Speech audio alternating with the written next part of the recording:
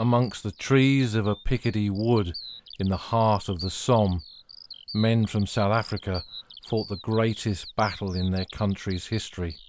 This was Bois Delville, Delville Wood, Devil's Wood, South Africa's greatest place of sacrifice in the Great War. Picture, if you will, a small village on the Somme in the summer of 1914. It's south of the old Roman road that runs between the towns of Albert and Bapaume. It sits itself at a crossroads, which a future mayor decades later would refer to as the crossroads of Europe, given how many visitors pass that way from so many different nations. But then it was a sleepy backwater, a village dominated by farming. When we look at the 1911 census, and these are now all available on the Somme archive site, you can go on there and search for a particular village on the Somme, and it will give you the census at different dates, and you can see who lived in these villages, what they did, and importantly, I think, how many lived in them. They were quite small communities, and this village was no different.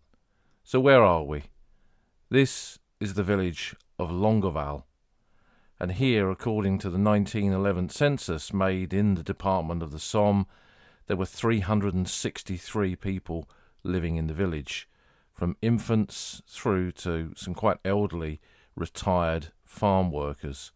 Farming, agriculture was the main employer, but on the road to the next village of Guillemont was a sugar factory, and quite a few people that lived in Longueval worked there. Sugar beet, as today, was a major crop in this area of the Somme, and sugar factories existed in almost every village in that area, every sizable village, to bring the sugar beet in to turn it into sugar. Today this is done on a much grander scale, with massive sugar factories existing to the north towards Arras, but then sugar factories were very much part of this Somme landscape. Like much of the Somme, Longueval had vast open fields that surrounded it. The hedgerows had been grubbed out many generations before, so the landscape we see today of these vast fields is no different than the years before the Great War. But in this part of the Somme, it was an area characterized by woodland, and at Longueval there was a large area of woods just to the northeast of the village, marked on some of the old cadastral plans, the old French maps, as Bois de la Ville, and by the time of the Great War, Bois Delville, and this would be the name shown on the maps used by the combatants that would go on to fight here in the Great War. When general mobilisation began on the 1st of August 1914 in France, and a century later I was just down the road in a neighbouring village, hearing the bells of many Somme communities ring out in remembrance of what had happened a century before, when the menfolk of these Somme villages were mobilised for war. France relied on a vast conscript army, and while many Longuevalians were probably in the forces in 1914, others would have left and were back home in the village, working in the sugar factory, working on the fields, and they were reservists or territorials, and their orders to mobilise, to rejoin the army, came on that fateful day in August 1914. So the menfolk departed for war, and within a few weeks war reached the lanes and the fields and the woods around Longueval itself. After the failure of the German attempt to reach Paris in the Battle of the Marne in September of 1914, the armies began to move northwards, but even before that there had been combat in the fields around Longueval, towards Guillemont, towards Flers, up towards Ligny-Tilloy. All these areas had been fought over in late August, when French troops had clashed with the Germans. So the crack of rifle and the smash of artillery had been heard by the people in the village almost from the very beginning of the war. By the autumn the lines had begun to formalise, and Longueval and the people of Longueval found themselves on the wrong side of the old front line. They were now behind the German forward positions. which from here were towards the neighbouring villages of Montauban and Hardicourt. That's where the trenches were dug in that late autumn and towards the winter of 1914-15. German troops began to prepare their defences in this ring of villages, and beyond them were the French. And the French civilians in Longueval were now isolated. Early photographs taken by the Germans still show civilians in the village, and while there's no evidence that there was any kind of resistance to this, we can only imagine what it must have been like to know that your son, your brother, your husband was at the front, and you were now trapped behind the enemy's positions. And while there might not have been any outward sign of resentment to placate the Germans who were occupying their village, its close proximity to the battlefields meant that heavy artillery shells coming from French guns would occasionally land in places like Longueval and would kill livestock, would destroy buildings, and perhaps kill or wound the civilians who were still there. The Germans also, as they built up their forces on the Somme, did not want the eyes of the enemy, even if they were civilians, to be seeing what they were doing, to be seeing their preparations and their defences. So gradually in 1915, what happened in all of the villages on this part of the Somme front is the Germans moved the population, the civil population, out, and they were displaced, not to the other side of the battlefield, the other side of no man's land, but to places further deeper into the area of France occupied by the German army. Some of these people may have gone further north to Douai or Lille, others further east into France. The Ardennes received a huge amount of displaced people from these regions in the north where the Western Front ran. But it meant that a year into the war, Longueval was now a military zone. Its occupation was entirely comprised of German troops who took over the buildings, turned them into canteens and rest areas and artillery positions, supply and ammunition dumps, and Delville Wood, Bois Delville, became a rest area, a bivouac area for German battalions going to and from the line. For the Germans who served here in that summer of 1915, gradually they began to see a change in the colour of the uniforms of the troops on the other side of the battlefield. British troops began to replace the French, and within 9 months this was very much part of the British sector of the Western Front, and plans were afoot for battle. For most of that period, since the French had fought the Germans here in the summer of 1914, this had been a quiet sector, a live and let live sector. There had been trench raids, bombardments, gas, and all the other activities of the day-to-day aspects of trench warfare. But with the arrival of the British and a different perspective as to what the war was about, the British view that the German wire was our front line, and patrolling and raiding and mining and artillery bombardments and everything else was all part of what they should be doing to put pressure on the enemy positions. The whole nature of the ground here changed, and it was quite apparent to anyone, even from the German trenches, that some kind of offensive here was coming because of the build-up of forces, the amount of artillery, and the increased use of guns on this part and other parts of the Somme front. It was almost the worst kept secret of the early summer of 1916, the approach of the Battle of the Somme. Now, we've talked over many aspects of the Somme battle, and we won't repeat that here, but on the 1st of July 1916, that ground beyond Longueval towards Montauban and Hardicourt was attacked by British troops at the join of where their armies were with the French. The French 39th Division attacked Hardicourt. These were veterans of Verdun. The British units were POWs battalions from Manchester and Liverpool, and other units that comprised the British 30th Division. And while we often see the 1st of July as that classic moving forward in the bright sunshine with the sun glinting on bayonets and men disappearing into machine gun oblivion, the battle here on the southern sector of the Somme was somewhat different. The increased use of heavy artillery, much of it loaned by the French, and the bombardment that saturated the German positions around Mametz and Montauban beyond to Hardicourt, meant that on the first day of the Battle of the Somme here, while there were casualties, the ground was taken. Montauban was captured and occupied by those men of the Manchester Pals, supported by the Liverpool Pals and many other battalions that served on their flanks. The French took the ground before Hardicourt, and here was a foothold. To the north there was very little success, in many cases none at all, just heavy losses, those terrible casualties on the first day of the Somme, more than 57,000 killed, wounded and missing. But here, this toehold in the German lines, this Somme success to the south, resulted in the pursuance of the battle here. And over the course of the next 2 weeks, the neighbouring woodland at Bernafay Wood and towards Trones Wood, and the ground to the north of Montauban, and the entrances to Caterpillar Valley, that caterpillar-like valley that ran across this area of the battlefield towards Mametz Wood, another neighbouring area of woodland. This ground was taken, and this enabled the next big leap to take place on the 14th of July 1916 with the Dawn attack. British troops on a wide front pushed forward and broke into the next part of the German defences, and from Montauban towards the village of Longueval, troops of the 9th Scottish Division, veterans of the Battle of Loos, pushed forward and captured the outskirts of the village.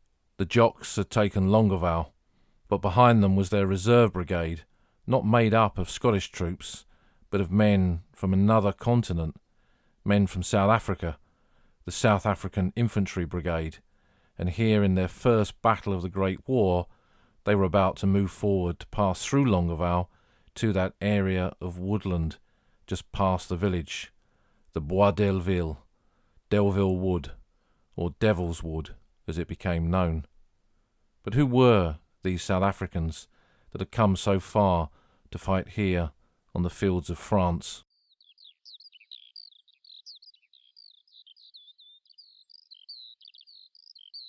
When Britain went to war in 1914, it pulled the Empire into the fight as well, and countries like Australia and Canada and New Zealand all stepped into the fray to support the British entry into the Great War. In South Africa, the situation was somewhat more complex. If you go back into what are often described as Victoria's Little Wars in those decades before the Great War, much of those conflicts, those wars, were fought on the African continent, and in particular the area of South Africa, most recently with the Boer War of 1899 to 1902. Aspects of that conflict, of that war, had been controversial, to say the least, and Dutch settlers, Dutch residents of South Africa, had fought British troops right across the nation and been defeated by them in 1902. And a dozen years later, their nation, the nation they were a part of, was now proposing to enter a global war, a much bigger conflict on the side of Britain. And the Prime Minister of South Africa, General Louis Botha, faced considerable opposition to this from that Boer community. But nevertheless, he raised a force of 67,000 troops who went to fight in southwest Africa, so not across to Britain to fight in a European theatre at that point, but to fight on home soil, essentially, to fight in Africa, in an area that is now Namibia. It was, as one veteran of the campaign said, a series of forced marches under the searing desert sun. But the real war, from the hierarchy of the British and Empire commanders, was not in Africa, it was on the Western Front, and in 1915 Botha formed the 1st South African Infantry Brigade. Forming an infantry brigade rather than a mounted infantry brigade was perhaps a deliberate ploy. Mounted infantry had been very much part of the military experience of the Boer War and conflicts in Africa. They were less suited to a European theatre of war, but the fact that this was an infantry-based unit, to a degree, excluded the cavalry, the horse-based experience of the Boers, and kind of pushed them into the corner.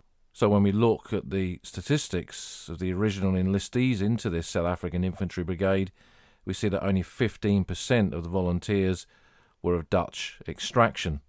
But these were nevertheless men who stood up. No man can offer more than his own life, and these men did just that, many of them having fought the British as Boer commandos only those dozen years before. And for them, the greater enemy now was Germany, and they were prepared to do their bit. And in that respect, I think that although their numbers may have been small, you see in that South African Brigade, in those 4 battalions of it, quite a cross-section of the white male population that lived in South Africa at that time. Black South Africans were excluded from enlisting in this unit. They would go on to form the South African Native Labour Corps later in the war, a subject for a podcast in its own right, really, and I'm sure we'll get to that. But what did this original South African Infantry Brigade, what was it comprised of? As we said, 4 infantry battalions. The 1st South African Infantry that were recruited from the Cape Province area, the 2nd South African Infantry recruited from Natal, the border area and the Orange Free State, the 3rd South African Infantry, which was from the Transvaal and Rhodesia, a lot of Rhodesians served in that battalion, and the 4th South African Infantry was drawn from Scottish militia regiments that had fought in southwest Africa and was known as the South African Scottish, and wore kilts. It was a kilted battalion. Ian Ice, the South African historian, has written so much about the fighting at Delville Wood and Longueval, says of that original South African brigade, there were few, if any, brigades in the world with a better class of men. The level of education and breeding of these colonials was very high. Most had previous military experience in territorial, volunteer and irregular units, and some had served in the regular army. The middle-class men who volunteered for service overseas were those who fought because they had much to fight for. The original commander of the South African Brigade was Brigadier General Henry Timpson Lukin. He was a British officer who had been born in Fulham in 1860, and at the time of the Great War was a 55-year-old Inspector General of the South African Union Forces. He was a veteran of the Zulu War and also the recent Boer War conflict, and he'd spent time before the Great War in that Edwardian period in Switzerland studying the Swiss military system and seeing whether that had any relevance to what they were trying to do to build up South African forces within South Africa itself. So he was an expert in his field in many ways and an experienced military commander. I often think with Lukin, and we'll no doubt return to that in the podcast, that he's very much an undervalued, underrated military commander of the Great War, coming from a military experience that was based in Africa, going to a European theatre of war and adapting very quickly, successfully and gallantly leading his brigade in the midst of battle and going on to eventually become a divisional commander with great success at that. He's one who deserves to be much better known. And when we look at the original commanders of the 4 South African infantry battalions, we see that Lukin chose some very interesting, experienced characters to lead his men to wherever they were about to be sent. In the 1st South African Infantry, there was Lieutenant Colonel Frederick Stewart Dawson. He'd been born in Brighton in Sussex and had been a regular officer in the British Army, having served with the Northumberland Fusiliers, and like Lukin had served in many of those African campaigns. In the 2nd South Africans, there was Lieutenant Colonel William Tanner. He was South African-born, the only South African-born commander in the upper infrastructure of the South African Brigade. In the 3rd South African Infantry was Lieutenant Colonel Edward Thackeray. His father had won the Victoria Cross for bravery in the Indian Mutiny, so he had much to live up to. But he had an interesting life. At the age of just 16, he'd run off to America and had lived as a cowboy for a while before he too had entered the army. And the 4th South African Infantry, the South African Scottish, was commanded by Lieutenant Colonel Frank Jones, often referred to by his friends as Fatty Jones.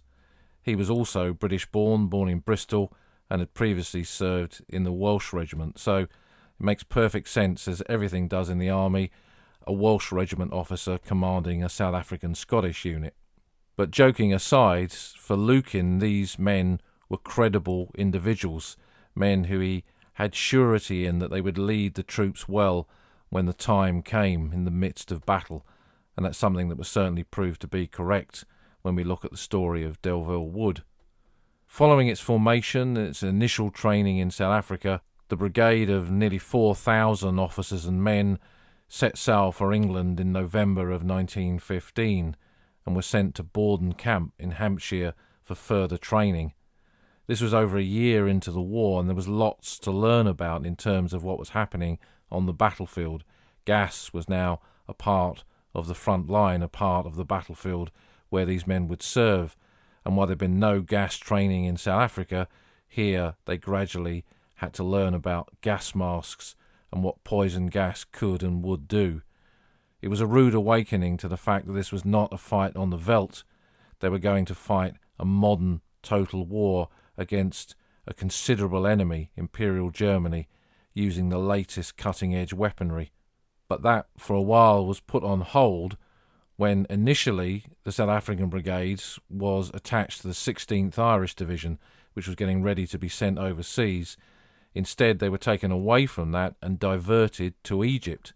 So the whole brigade set sail once more to Egypt, to the Suez Canal area, and they arrived here in December of 1915 to take up positions alongside many other formations that would eventually be part of that famous Somme story of 1916. Men from the POWs battalions of the British 31st Division, battalions recruited in places like Accrington and Barnsley and Bradford and Hull and Leeds, and also Midland Territorials from the 46th North Midland Division, who were here for a brief period before they returned to France. It must have been probably frustrating for the South African Brigade to think that it had been raised for European service, had got to England to begin its training and preparations for the front line somewhere on the Western Front, only to be diverted to the Suez Canal. But the Suez Canal marked the area of the border between the British Empire and the Ottoman Empire, and the Turks had threatened to cross the canal at this time, which is why troops were sent there. That didn't happen, and when the risk of the Turks coming into Egypt subsided, the troops that had been defending that ground were sent to other theatres of war, and the South African Brigade found itself sailing for a third time, not back to England, but this time to France, and they landed at Marseille in April of 1916, to a rapturous reaction from the French. In fact, when we look at the French press and wartime magazines of this period, we see them covering the arrival of many Empire troops from Egypt enthusiastically, troops from Australia and New Zealand, but also South Africans. And there are photographs of the South African Scottish marching from the docks, beginning their journey into France. From the docks, they boarded trains to take them along the railway systems of France up towards where the real war was. And this was not luxury train accommodation. It was being rammed into boxcars to wagons that had on the side, painted in French, 40 men, 8 horses, and a lot more than 40 men went into each boxcar. The trains moved slowly and the journey was long, as it took them from southern France into the area close to Paris and then up towards the northern end of the Western Front. And they arrived at the railheads between Hazebrouck and Balliol and occupied the front line beyond the town of Armentières and up into Belgium. Some South Africans served close to Plugstert Wood during this period, for example. And this was not where they were going into battle. They were moving up into what were becoming known as nursery sectors, where troops arriving on the Western Front for the first time could be sent to acclimatise to the conditions of what war in this theatre was all about. So the South Africans found themselves holding these quiet sectors, carrying out these day-to-day activities of trench warfare, and of course losing men in the process. When we go to that area of the battlefields today, we will find South African graves of men killed by snipers, by rifle grenades, trench mortars, shell fire, and all the other paraphernalia that was used by both sides on these static fronts to harass each other and to cause casualties. So it was experience always at a cost. And here they became part of the 9th Scottish Division. Now this unit was the very first unit formed as part of Kitchener's army in 1914. It was part of what was known as the first 100,000, the first 100,000 volunteers to join up in response to Kitchener's poster pointing directly at you, enticing you to enlist for king and country. And it had fought at the Battle of Loos in September and October of 1915, and in the fighting around the Hohenzollern Redoubt it had suffered terrible casualties, including its original divisional commander, Thesiger, who'd been killed in the fighting for the Hohenzollern Redoubt. After Loos, the casualties amongst those Scottish battalions were considered so high that one entire brigade was disbanded, and the South African Brigade then took its place. So while it retained its title 9th Scottish Division, 1/3 of its troops now were from South Africa. And I'm sure having a South African Scottish battalion as part of that brigade probably helped in them being accepted. As the summer of 1916 approached, it was clear to those British and Empire forces serving on the Western Front that a major operation was about to begin, seeing the huge stockpiles of shells and the increased number of guns and the increased size of the British Expeditionary Force, with men from every far-flung corner of that empire now serving here in France and Flanders. And for the South Africans, that came in late June of 1916, when the division they were a part of, the 9th Scottish Division, began to move down to the Somme area in preparation for the offensive. They'd not been selected for the first waves of the attack, an attack which, following a devastating bombardment, was meant to rupture the German line, and the troops would push on to the major towns of Bapaume and Peronne, and then beyond into the hinterland, and perhaps break this part of the Western Front. While the Battle of Verdun had started in the previous February, and the French army was battling to hold that ground, I think most men who were probably on the Somme in 1916, while they were aware of the Battle of Verdun, they didn't see the offensive they were about to launch as some kind of diversion or relief for Verdun. They saw it as what it was billed to them as being the big push, the breakthrough. And that's what the South African Brigade was marching towards. The battle had begun. They were now being moved up to take part in an attack, not on the first part of the German defences, but in the ground beyond that, a route, a road that would take them to Delville Wood.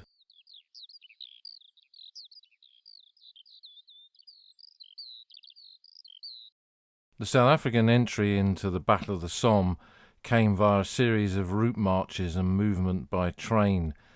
They got to Corby in late June of 1916, and on the eve of the battle, some of the South African battalions were at Grovetown, a camp just outside Albert, and they would have heard the events of the following day as the crescendo of shells reached its pinnacle and the whistles blew and the din of battle returned as that fighting on the 1st of July 1916, the first day of the Battle of the Somme, took place.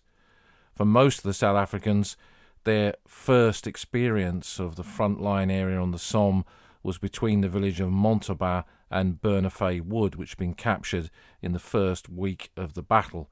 There they just held the line until the attack on the 14th of July 1916 took place. In that attack, as part of the Battle of the Bazentin Ridge, British units commanded by Lieutenant General Walter Congreve, VC, launched a dawn attack, a dawn assault on the German lines. One of the problems of the first day of the Battle of the Somme is at 0 hours at 7:30 in the morning, when it was broad daylight. This had been on the insistence of the French. Here at the attack at Bazentin along that ridge, they attacked in the darkness, just enough darkness to give them some cover, just enough early morning light so they could see where they were going.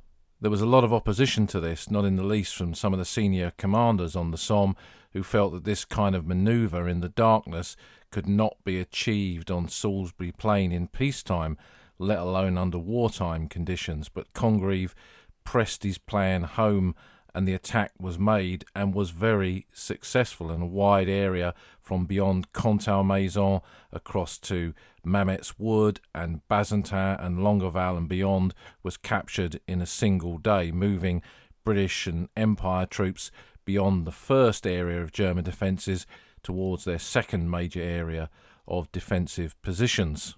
The South African Brigade was in reserve for the 9th Scottish Division's attack on Longueval. They went forward following a creeping barrage.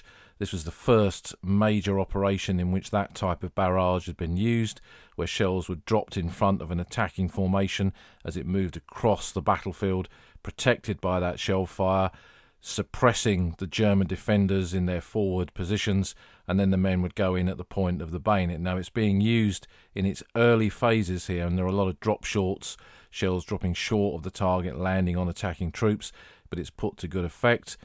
When we read some of the German accounts of this battle, they talk about the British using flamethrowers here.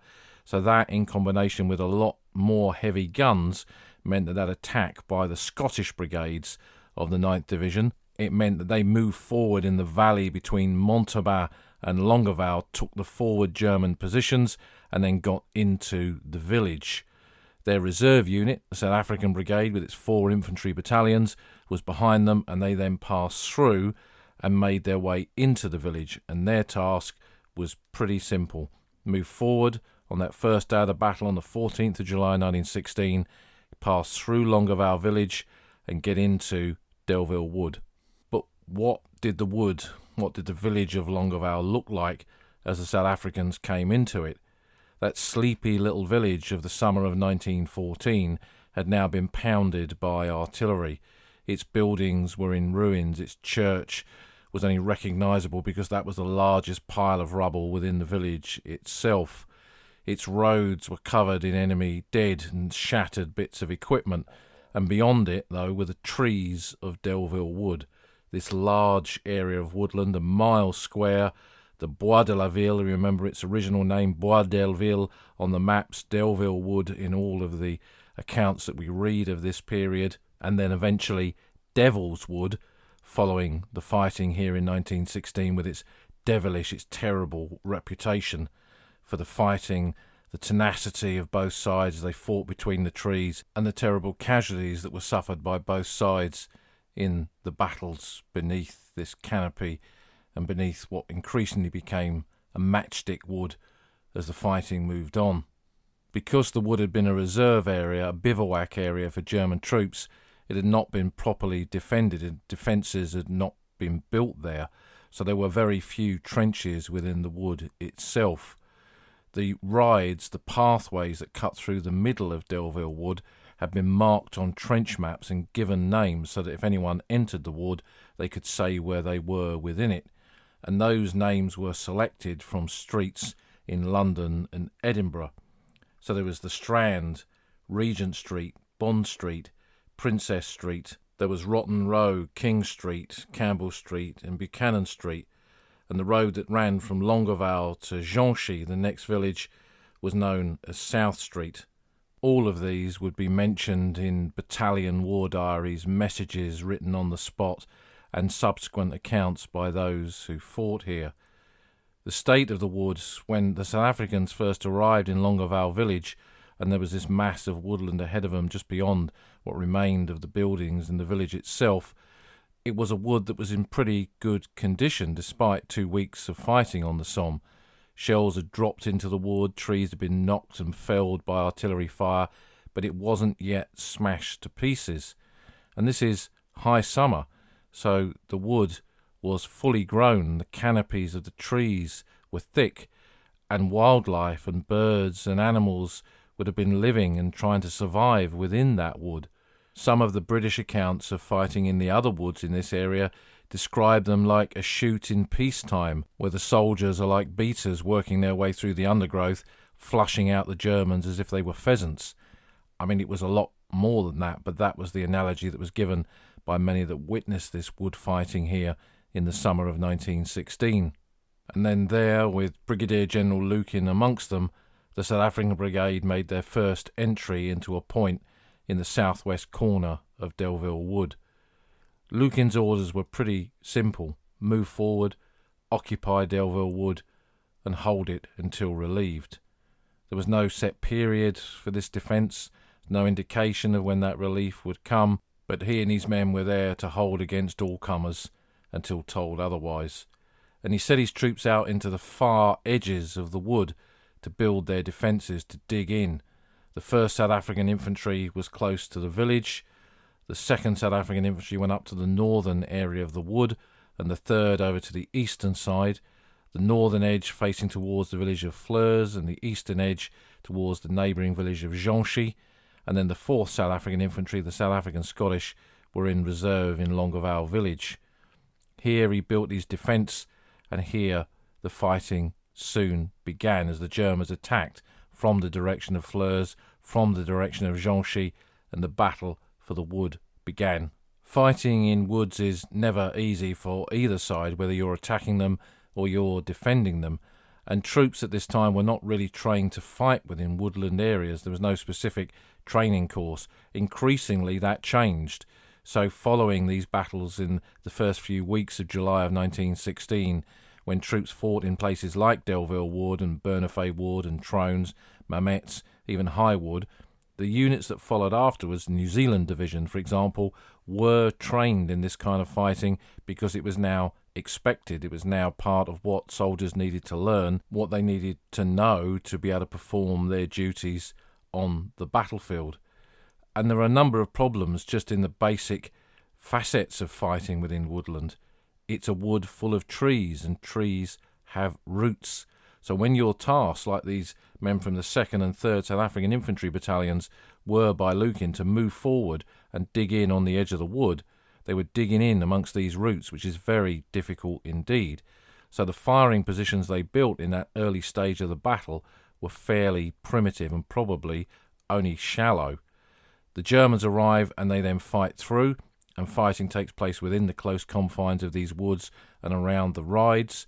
Both sides end up shelling the wood, and then you have a double shrapnel effect. That's another facet of wood fighting, in that when a shell comes over and hits the trees, if it's a high explosive shell, it explodes, shrapnel rains down from the shell, but it blows the trees apart, and wood shrapnel then comes down, killing and injuring people beneath. It can chop off whole branches, and some of these were big trees which had been there possibly for centuries, with huge branches that if they came down on top of a soldier beneath, he's going to be seriously injured or killed. So this was another part of the experience, that the actual environment, the landscape you were in these woods, was as much part of the enemy as the Germans coming at you, or from the German perspective as the Tommies coming in your direction. So this was another added aspect of the experience. But the fighting within the wood was not trench warfare. This was a battle for the possession and repossession, because positions changed hands pretty frequently, of a collection of foxholes. That wasn't the phrase that was used at the time, but shell scrapes, those kind of things, shallow defensive positions, for a collection of trees that had come down in the bombardment that you could use as a defensive position. Those changed hands, and the junctions of rides and the rides themselves. One side would push the other side back, take one of those rides, the South Africans would counter-attack, push the Germans back, retake that ride or the junction of the ride, and the battle often toed and froed around those positions, which is why the naming of them was so important, so that platoon commanders and company commanders and even battalion commanders could report back as to where the battle was actually taking place. Because Lukin, while he was right in the midst of it, and he was in a shell hole area close to the centre part of the wood, he could not see what was going on. He couldn't look through the trees. Around him was this massive undergrowth, and he could see flashes and hear the noise of battle, but he had no clear line of sight, so relied very heavily on fixed communications, so the signallers of the South African infantry battalions setting up static lines from their forward positions back to his headquarters area, and of course runners bringing messages as well, and no doubt pigeons, although they're more likely to have been used by Lukin's own staff to send messages back to divisional headquarters, which was located beyond Montauban. But what that meant was that the actual kind of cohesion, the command and control of Lukin, and indeed his battalion commanders over their own companies, was very difficult in this kind of fighting. So over the course of the next 6 days, as thousands of shells came down, and in some of the battles, hundreds of shells a minute were dropping on Delville Wood, and you can imagine the carnage that this was causing. It was a very confused battle, but the South Africans were determined soldiers and would not give up ground easily. So there were attacks by the Germans. Ground was gained, counter-attacks, counter-attacks, and the line moved backwards and forwards, and gradually all 4 battalions were pulled into the fight within the wood itself, and casualties in all 4 battalions mounted. One of the South Africans, Corporal Herman Bloom, wrote this letter home to his parents after the battle. It was no tea party. We had only started when we were deluged with gas and tear shells, whiz-bangs, Jack Johnsons, and all the diabolical stuff that Krupps had ever invented. We got orders to advance. It absolutely rained lead. We still went on until we came close to quarters. It was terrible. There was no quarter given. When we went into the wood, the growth was so dense you could hardly see 10 yards in front of you. But before long there was neither a bough nor a leaf left. The bare trees stood out riddled with lead, and the wood was a mass of dead and wounded. It was awful. The fighting continued like this for 6 days, and 6 days Lukin's men held on. On the 6th day, relief finally came, and the men, slowly but surely, marched out of their shattered positions within Delville Wood, passed through Longueval, and back towards Montauban and the positions behind the lines. Lukin was there to take the salute of his men. As we've said, he was not a commander that was now standing there watching his men come back from a big fight that he could hardly imagine. He'd been in the thick of the fighting himself, seen the wounded, seen the carnage, seen the dead. His battalion commanders had all taken their toll too. Lieutenant Colonel Tanner had been wounded in the wood. Lieutenant Colonel Thackeray, the former teenage cowboy, had been in the thick of the wood and was wounded at duty. And Lieutenant Colonel Fatty Jones, DSO, had been killed in action. 3 of the 4 battalion commanders had therefore become casualties, and only Lieutenant Colonel Dawson had survived unscathed. Behind them they'd left the dead of the South African Brigade, and Frederick Tatham, who had gone up to search for the body of his son Errol, who was reported wounded and missing within the wood, left this account of it. The dead lying in Delville Wood was still unburied when I was there, because burial was impossible under the fire going on. Men lay in layers. The South African heroes lie underneath. I wonder whether history will do them justice. Will it tell how, ordered to take and hold the wood at all costs, they took it, and then began one of the most heroic defences known in the history of war. For 3 days they were subjected to continuous bombardment by guns of all calibre. They held on with very little food or water. Over and over again they were attacked by overwhelming enemy forces. The gallant fellows fell fast under the terrific bombardment and attacks, but not a man wavered. Our gallant, splendid men, reduced to a mere skeleton of what they were. They died, our noble South Africans, but they held the wood. Thank God they held the wood. And Frederick Tatham, who'd gone into Delville Wood to look for his missing son, never found him. Errol Tatham, killed in the battle for the wood, his body was never found, and his name is on the Thiepval Memorial to the missing. So what were the casualties of the South African Brigade in this 6 days of fighting? They'd marched into Delville Wood, 121 officers and 3,032 men. On the parade of the 21st of July, the total strength left was 5 officers and 750 men.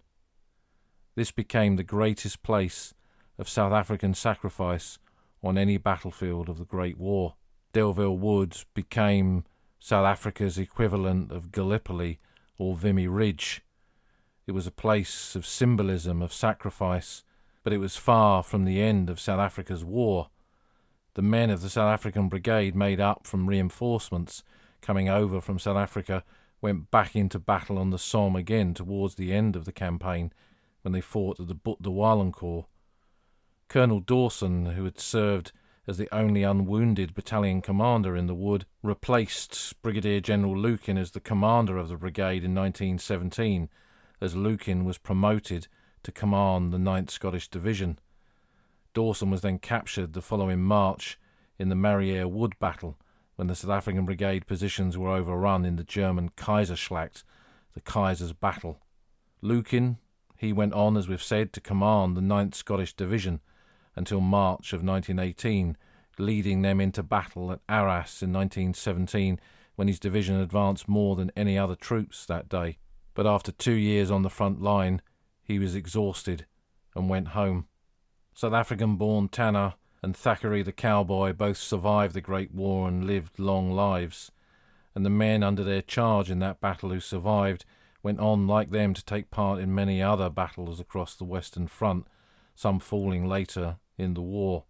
In February 1918, when the South African Brigade was out of the line, they held a memorial service in the shattered Delville Wood. For the South Africans' 6 days of fighting within the wood, that was only the start of the Delville Wood story.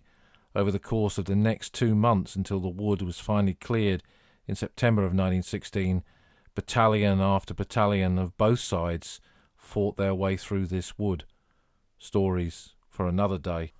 But here in February 1918, the South Africans as survivors gathered, and the wood, despite being shattered by bombardments, shrapnel, incendiary and gas, was already beginning to regrow. We see that in the photographs that were taken at this memorial service. A cross was placed in the wood, made from the wood of one of the shattered trees, and it survives today in South Africa. A desire was then, before the war had even ended, that somehow this wood, this battle, and the sacrifice of these South African soldiers would be commemorated. And we'll take a modern journey now to see how that South African sacrifice was commemorated here.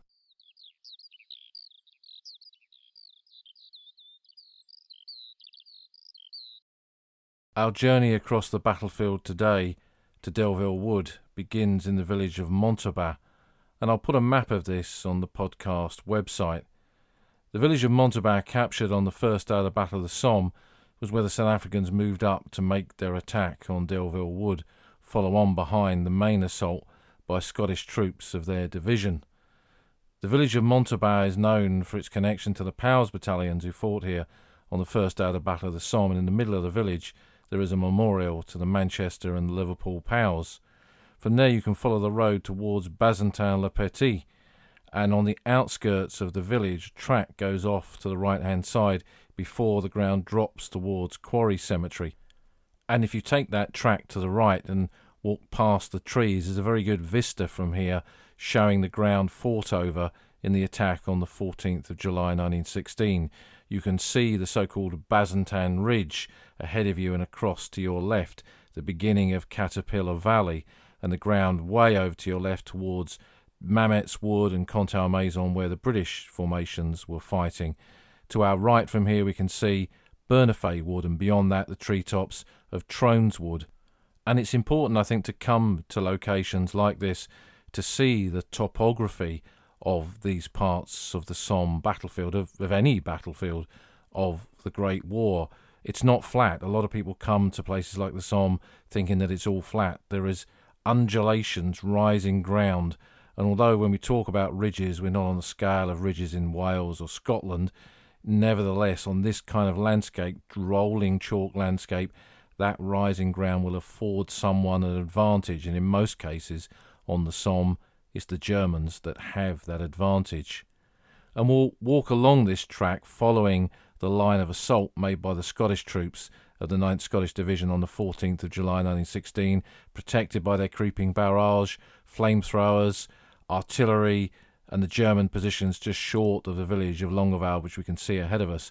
And this track follows all the way into the outskirts of the village, and from there you can turn off and walk round into the centre, the heart of the village itself, that crossroads of Europe that we mentioned at the very beginning.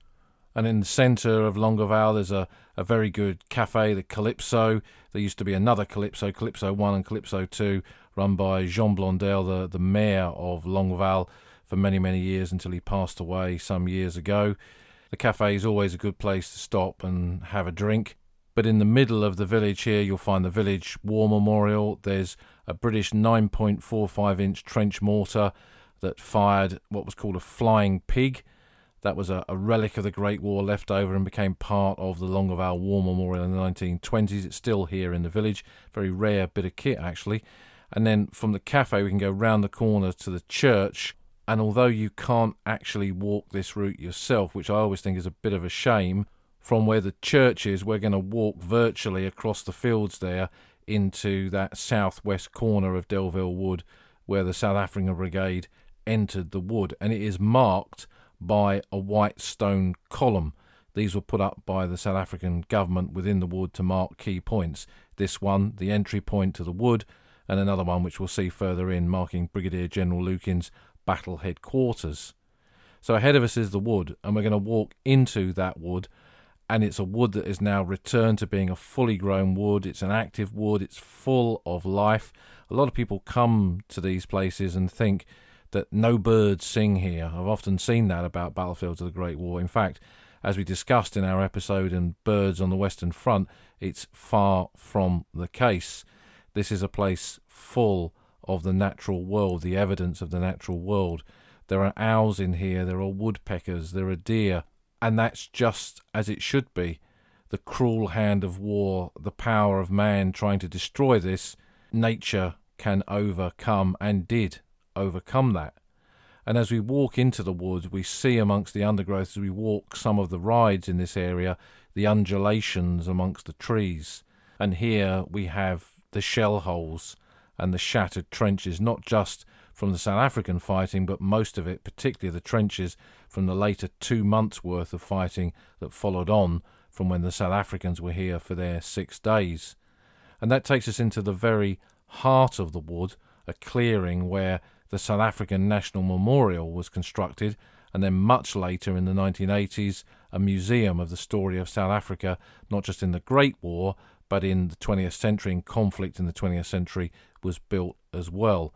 And in there are exhibits and photographs and artifacts, as well as some incredible bronzes depicting the fighting here. The one called the Sixth Day, that shows the shattered survivors of the South African forces emerging from Delville Wood, really is a very powerful piece of artwork and worth going into. The museum's free and it's always worth a visit. And they've added a new South African memorial as part of the entranceway as you walk into the museum. We'll come to the National Memorial in a moment, but before we leave this central area of the wood, if you go to the back of the museum, you can see some of the other kinds of marker stones. Over to our left, following the line of a trench, that would take you to Brigadier General Lukin's headquarters position, which was basically a shell hole during the fighting here in July 1916. But Lukin obviously remembered where he was. He would have marked that on maps, and subsequently they added this marker stone to commemorate that. But there's also marker stones at the junction of rides within the wood, perpetuating the names like Rotten Row and Princess Street that were given to these rides and marked on the trench maps of the period. So those to see as well. But one really special part, which is now easily found because there's a kind of a little fence around it now, is a single tree, the only tree, it is said, that survived the Battle of Delville Wood, that still is living. This hornbeam tree, which may well have been here for a couple of centuries now, is in very good health, despite the bombardments, despite the shrapnel, despite the lead in the ground. Some years ago, a survey was done in Delville Wood of the toxicity levels of materials that are in the soil here, and they were very high. But despite that, as we've said, the evidence of nature and the power of nature and the survivability of nature is all around us. As we walk back to the central part of the wood and back to the South African National Memorial, this is a very impressive monument. It was designed by one of the principal architects of the Imperial War Graves Commission, Sir Herbert Baker, and the bronze sculptures on it were designed by Alfred Turner. It's an archway with walls either side, and at the end of those walls are 2 memorial buildings with columns and a little stairwell that took you up onto the roof of the structure. So originally you could have stood up there and looked out across the shattered Delville Wood. Sadly, that part of the memorial hasn't been accessible for many, many years. And there's also a feature in the wall of these 2 shelters, which is a glass memorial case where the roll of honour of South African forces was to be placed. That's now within the main Delville Wood Museum. On top of the archway are those bronze figures designed by Turner, a horse and two men. This symbolises Castor and Pollux, the twin half-brothers of Greek and Roman mythology, and it's meant to represent the two white races of South Africa, the British and the Dutch. The memorial here was unveiled by Louis Botha on the 10th of October 1926, over a decade since the fighting at Delville Wood, and survivors of the wood and the families of those who died here attended, but not Brigadier General, Major General as he became, Lukin. Lukin had been on the original committee to establish this memorial here at Delville Wood, but he died in 1925 before the memorial was finished. It was built to commemorate the more than 229,000 South Africans who served in all theatres of war, of which over 10,000 died. And its construction here and the preservation of Delville Wood as a permanent memorial site was made possible by the author and politician Sir Percy Fitzpatrick, who purchased the wood from the landowner just after the war and presented it as a gift to South Africa.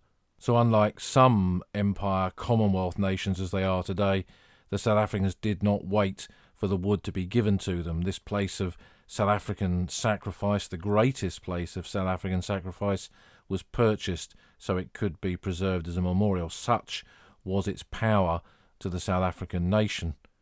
And as we walk away from the memorial and go to the entrance on the road that runs from Longueval to Ginchy, and we stop and we look back, we can see two lines of trees leading up to those two shelters where the rolls of honour were kept.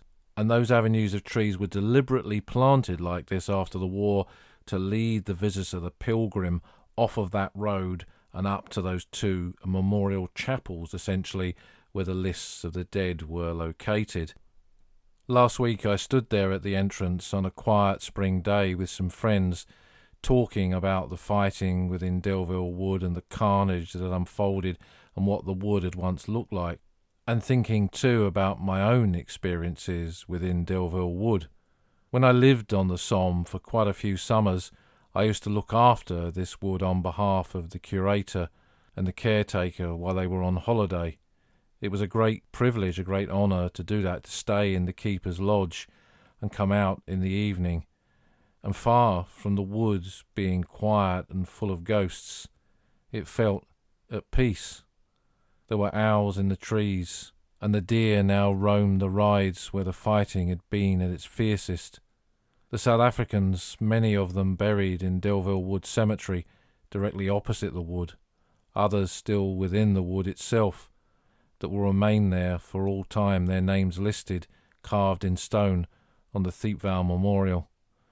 This was where their pathways of the Great War crisscrossed at this point over those 6 days in July of 1916. It was the start of their story, not the end, but it was a place that South Africa could and would not ever forget. Delville Wood, Devil's Wood, South Africa's anvil of victory, South Africa's old front line.